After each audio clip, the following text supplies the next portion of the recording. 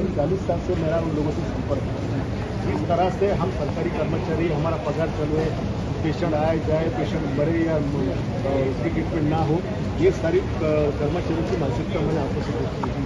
Delivery के लिए जो ladies आती है उसको डिलीवरी के टाइम में उसको मारा जाता है, उसको चिमटे निकाले जाते हैं, गाली गलौज किया जाता है। ये पूरे महाराष्ट्र में है। और जब कोई बाहर से भी सीरियस पेशेंट आता है तो वहाँ आने के बाद में स्ट्रेचर भी जल्दी वहाँ कर्मचारी अवेलेबल करते नहीं है। जो पेशेंट के लाख 7 लोग आते हैं उनको उठा के लेके जाना पड़ता है।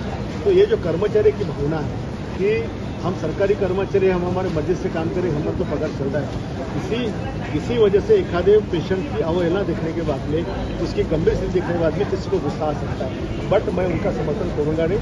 शायद वो चाहते तो वो अलग मार्ग से करते थे, लेकिन सरकारी हॉस्पिटल की परिस्थिति बदलना भी जरूरी है। सही है। आप जिस तरह से जो वीडियो वायरल हुआ है, बाकायदा मारते हुए नजर आ रहे हैं हॉस्पिटल में, और अभी मारने का वीडियो देख रहे हैं, FIR भी हो गया है, वो सही भी नहीं है। लेकिन हॉस्पिटल के लोगों ने लोक प्रतिनिधि पर इस तरह की जो बोलते हैं अपन वक्त नहीं लाना चाहिए। आप हॉस्पिटल के जिम्मेदार ठहरा रहे, वहाँ के 100% महाराष्ट्र के हॉस्पिटल को मैं जिम्मेदार ठरवतो हूँ। गायकवाड साहेब, सॉरी एकच मिनिट. ज्या पद्धतीनं काल नगरसेवकांनी मारहाण केली आहे त्यावरून मोठा वाद निर्माण झालेला आहे. अशा पद्धतीनं डॉक्टरांना मारहाण करणं, नर्सेसला ढकलणं हे कितपत योग्य आहे? तिथे काय नर्सेसला ढकलण्याचा व्हिडिओ मी बघितला आणि ती नर्स डाव्या हाताला पलंगावर बसलेली आहे आणि मारपीट होती 2 व्यक्तीमध्ये मी होताना आपल्या माध्यमातून पाहिलेली आहे. त्याचं समर्थन मी नक्कीच करणार. पण ही वेळ त्या लोकांवर का आली याचं चिंतन करण्याची देखील आवश्यकता आहे. महाराष्ट्रातल्या मी माझ्या जिल्ह्यातल्या आणि 40-42 वर्षापासून मी सिव्हिल हॉस्पिटलमध्ये सारखा जातो. लोकांच्या पेशंटच्या काय व्यथा असतील, दुःख असतील त्या आम्ही तिथे जाणून घेतो. पण या 40 वर्षाचा अनुभव आम्हाला आलेला आहे की पेशंटच्या सोबत कर्मचाऱ्यांची, डॉक्टरची वागणूक चांगली नसते. त्यानंतर ज्या डिलिव्हरीच्या महिला येतात अक्षरशः त्यांना मारलं जातं, लेकरं ओढली जातात जनावरांसारखी आणि असली शिवगाळ देखील त्यांना केली जाते. आलेले सिरियस पेशंट आतमध्ये नेण्यासाठी स्टेशन असतात पण कर्मचारी नसतात. पेशंटच्या नातेवाईकांना त्यांना घेऊन जावं लागतं. अशा अनेक गोष्टी ज्या अक्षम्य आहेत ह्या मी डोळ्यात पाहिलेल्या आहेत, स्वतः पाहिलेल्या आहेत. त्याच्यामुळे महाराष्ट्रातल्या शासकीय दवाखान्याची परिस्थिती ही अतिशय वाईट आहे आणि त्याच्यामुळे एखाद्या रुग्णाला काहीतरी गंभीर गोष्ट झाली असणार आणि डॉक्टरने दुर्लक्ष केली असणार म्हणून एखाद्या नगरसेवकाला राग येऊ शकतो.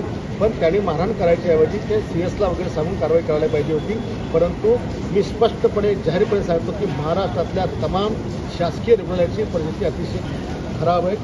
नागरिकांशी चांगलं वागलं जात नाही, पेशंटशी चांगलं वागलं जात नाही, पेशंटवर उपचार चांगल्या प्रकारे होत नाही. पण मग याबद्दल आज सगळे तिकडची जी दोन्ही सरकारी रुग्णालय आहेत ती बंद आहेत. तिथल्या कर्मचाऱ्यांनी काम बंद आंदोलन केलेलं आहे. मागणी केली जाते की कारवाई केली जावी नगरसेवकांनी. आता त्यांच्यावर FIR दाखल झालेला आहे.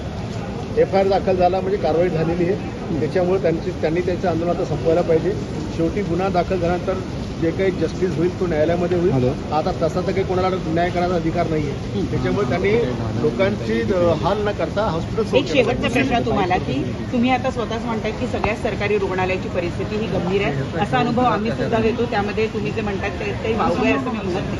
असं असताना आता तुम्ही सरकारमध्ये आहात. या सगळ्या सरकारी रुग्णालयातल्या कर्मचारी, डॉक्टर यांचं वर्तणूक ठीक करण्याची जबाबदारी सुद्धा अप्रत्यक्षपणे तुमचीच आहे. मग आज तुम्ही या निमित्तानं शासनाला काय मागणी कराल? मी शासनाला आणि खास करून आमच्या आरोग्य मंत्र्यांना सांगेल की या कर्मचाऱ्यांना महाराष्ट्रातल्या तमाम आपण परमनंट आहोत, आपलं कोणी काही वाकडं करते ही जी भावना त्यांना झाली आहे यांना समज देण्याची किंवा यांच्यावर काहीतरी कारवाई केली पाहिजे की ज्या दवाखान्यात त्या तक्रारी असतील मी सगळेच खराब आहे असं म्हणणार नाही. पण मॅक्झिमम ही परिस्थिती आहे. आरोग्य मंत्र्यांनी याच्याबद्दल कडक उपाययोजना केल्या पाहिजे.